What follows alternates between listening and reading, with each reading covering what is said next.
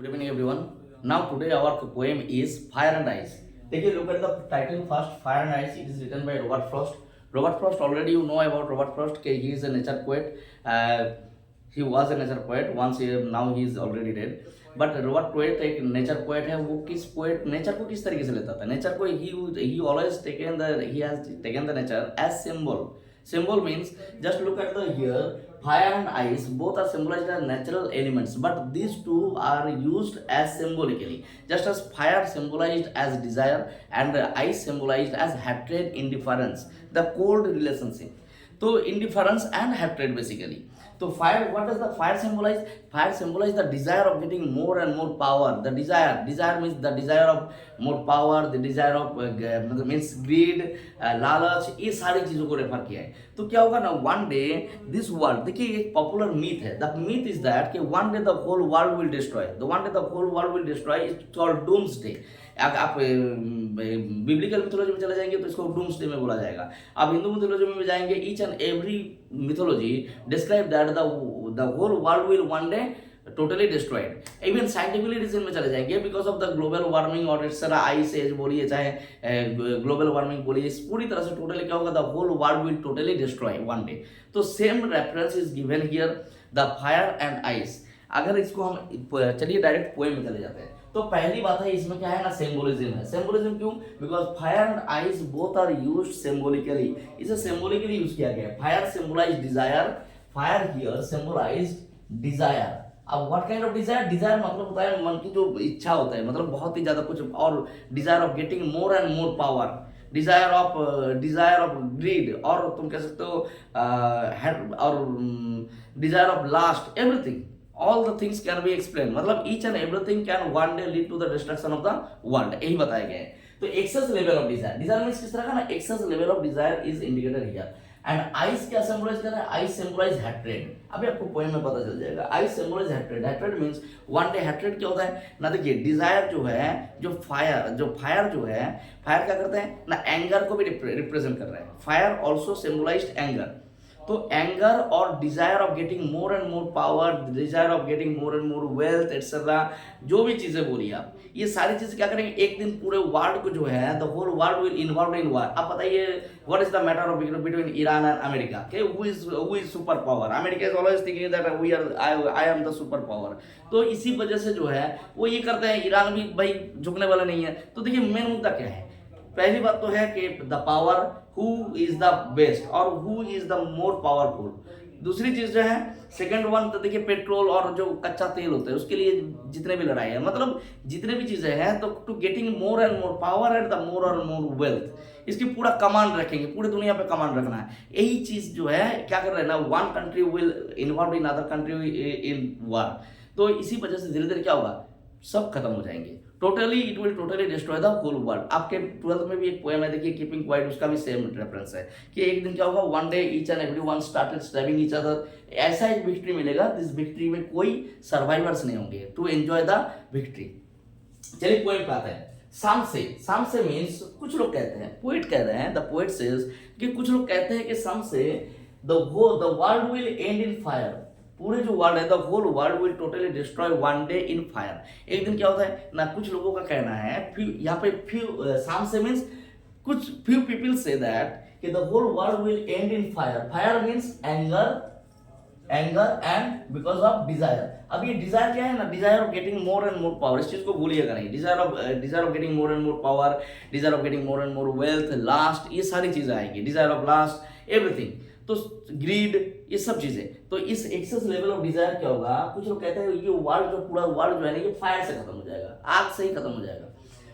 Some say means some other people say that, कुछ लोग कहते हैं कि आग में खत्म होगा. कुछ लोग कहते हैं in ice. Ice means that is example, that is actually symbolically used for hatred, मतलब हेट एंड इंडिफरेंस. ठीक है. इंडिफरेंस क्या होता है? नफरत. तो आप समझ रहे हो, जो धीरे धीरे मन के अंदर पलता है, पलते. अच्छा, फायर तो समझ गए कि भाई कैसे दुनिया को खत्म करेंगे. ये हैट्रेड कैसे खत्म करेंगे? देखिए मन के अंदर धीरे धीरे जब नफरत बसता जाएगा, एक दिन क्या होगा, one day it will also lead to the killing each other. एक दूसरे को मारने में लग जाएंगे. तो नफरत क्या होता है ना, बहुत दिनों तक it lies inside our mind for a long time, और ये रिजल्ट लेट में देता है. फायर क्या करते हैं, तुरंत गुस्सा, बट नफरत क्या करते हैं, धीरे धीरे gradually it increase and one day it will bast, एक दिन क्या होगा, ये बास्ट होगा। तो इसीलिए बोल रहे हैं कि फायर हो चाहे आइस हो, दोनों ही सफिशियंट है। लेकिन कुछ लोग कहते हैं कि दुनिया आग से ही खत्म हो जाएगा, मतलब fire will destroy the whole world, and some people say in ice, कुछ लोग कहना है कि आइस की वजह से खत्म होगा। From what I have tested means I have personal what I experience, जो desire I have experienced myself, जो डिजायर में देखा हूं मतलब लोगों के अंदर देखा हूं। I have witnessed the people's desire, कि how much they are desirous of getting more power, getting more wealth, इनके एंगर, ये सब चीजें जो मैं देखा हूँ। व्हाट आई हैव टेस्टेड मतलब जिसे मैं फील किया हूँ, आई फील ऑलरेडी। तो from what I have tested, what मतलब ये जो डिजायर मैं टेस्टेड किया हूँ, टेस्टेड मतलब आई हैव एक्सपीरियंस किया हूँ, ऑफ डिजायर ऑलरेडी दे दिया गया है, जो डिजायर मैं फील किया हूँ पर्सनली, इस बेस पे मैं कह सकता हूं आई होल्ड, मतलब I hold means I stand with those मतलब उन लोगों के साथ मैं खड़ा हूं हु फेवर फायर, जो क्या करते हैं, जो लोग कहते हैं कि the whole world will end one day with fire, because of fire, जो लोग कहते हैं कि फायर की वजह से जो है एक दिन पूरी दुनिया खत्म हो जाएगी। क्योंकि मैंने जो है कुछ लोग कहते हैं फायर में खत्म होगा, कुछ लोग कहते हैं आइस में खत्म होगा, लेकिन मैं उन लोगों के साथ हूं, मैं उनको फेवर कर रहा हूं, I hold with those who favour fire, क्योंकि because what I have tested of desire, मैं खुद देखा हूं लोगों के अंदर जो डिजायर है, एक्सेस लेवल ऑफ डिजायर, तो मैं उनके साथ सपोर्ट में हूं कि भाई हाँ, दुनिया जो है फायर में ही खत्म होगा एक्चुअली वन डे। लेकिन यहाँ पे एक बात आता है, but if it had to perish twice, लेकिन अगर इसको पेरिश मतलब होता है डिस्ट्रॉय, और अगर इस दुनिया को दोबारा से खत्म होना होगा, it means the world, if the world had to perish twice, देखिए ऑलरेडी ये खत्म हो जाएंगे, ये बचेंगे नहीं, द होल वर्ल्ड विल मतलब the whole world one day finished by fire, एक दिन तो आग से खत्म हो जाएंगे, ये बचेंगे नहीं। बट अगर बच जाते हैं, बाई चांस अगर बच जाते हैं और इसको दोबारा से अगर ये करना हो, खत्म होना हो, मतलब if the world has to destroy twice, second time के लिए डिस्ट्रॉय होना हो, तो क्या होगा ना, आई थिंक, मुझे लग रहा है, आई नो, मुझे पता भी है, आई थिंक, पहले बोले मैं सोच रहा हूं, मैं मुझे लगता है, बट उसके बाद कह रहा है आई नो, मैं जानता हूं।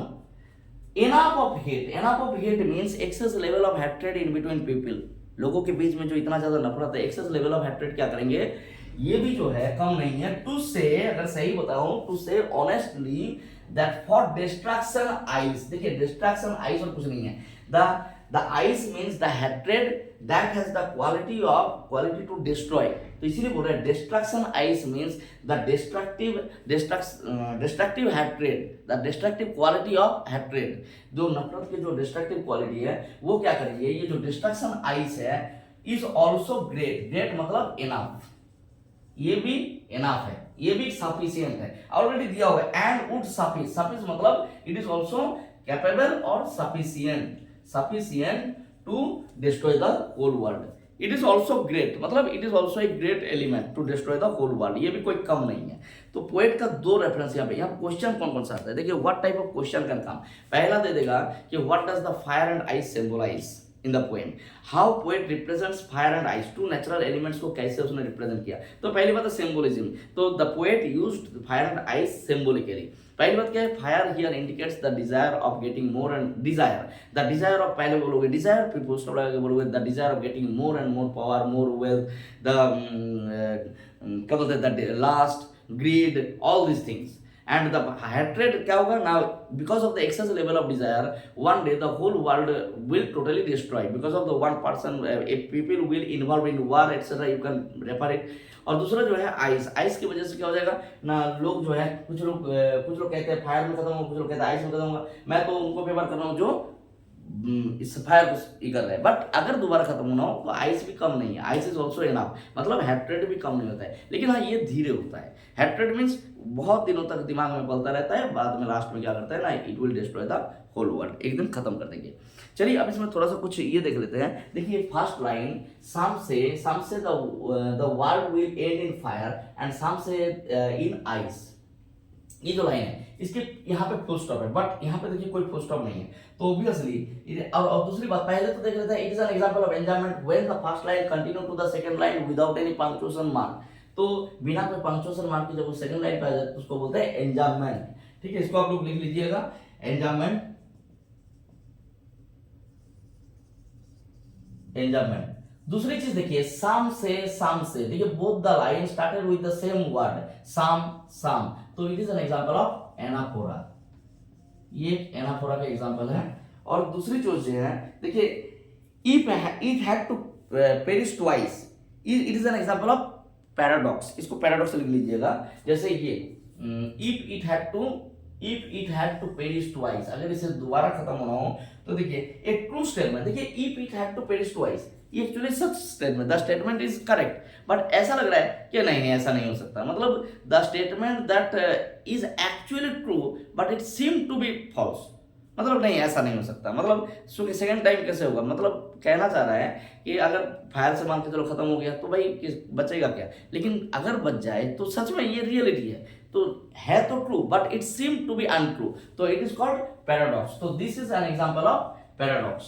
और कौन कौन से इसमें है, देखिए रिपीटेड यूज ऑफ वावेल है यहाँ पे, जैसे एक लाइन है दोज हु फेवर, देखिए यहाँ पे दिया है those who favour, those who favour, देखिए दोज हु फेवर, देखिए ओ साउंड रिपीटेड, तो ऑब्वियसली जब क्या होता है, व्हाट इज एसोनेंस, इसको क्या बोलते हैं assonance. What is assonance? Now when the देखिए when the consonant sounds repeat, when the beginning of a यहाँ देखिए दो चीज assonance आता है and consonance, इसको थोड़ा सा समझा देते हैं, consonance। देखिए assonance and consonance क्या होता है, मान लीजिए twinkle twinkle little star, t sound repeated, twinkle twinkle little star, t sound repeated, तो obviously in the beginning of the word जब कोई consonant sound repeat होता है तो उसको हम लोग alliteration बोलते हैं, लेकिन अगर मिडिल में मान लीजिए मिडिल में या फिर लास्ट में अगर कॉन्सोनेंट साउंड रिपीट होता है तो उसे हम लोग कॉन्सोनेंस कहते हैं। ठीक है, तो बिगिनिंग में अगर कॉन्सोनेंट साउंड रिपीट होता है, मान लीजिए ट्विंकल ट्विंकल लिटिल स्टार, तो ट sound repeated in the beginning of the words, two words twinkle twinkle, तो ट साउंड रिपीट हो रहा है तो इट इज कॉल्ड एलिटरेशन। ठीक है, अगर यही बीच में होता मतलब ट्विंकल के TWINKL, मान लीजिए ट्विंकल का साउंड रिपीटेड, तो इसको हम लोग एसोनेंस कॉन्सोनेंस बोल सकते हैं। लेकिन अगर इसी किसी वर्ड में जैसे यहाँ पे those who favour fire, those O sound repeated, तो जब भावल जो है अगर in the beginning of the word, in the middle of the word, at the end of the word अगर वावल साउंड रिपीट होता है तो इसको कहते हैं एसोनेंस। तो इसमें एसोनेंस भी है। सबसे बड़ी चीज इसमें है सिंबोलिज्म। सिंबोलिज्म क्या था, fire and ice, the fire symbolize desire, the ice symbolize hatred. तो ये मेन है कि कौन से ऐसे रेटोरिकल डिवाइस यूज किया है, here it is the use of symbolism use किया गया। तो चलिए आशा करता हूँ इस पोएम को अच्छा लगा होगा, अगर पोएम अच्छा लगे तो ज्वाइन करिए और मोर वीडियोस के लिए सपोर्ट करिए। Thank you.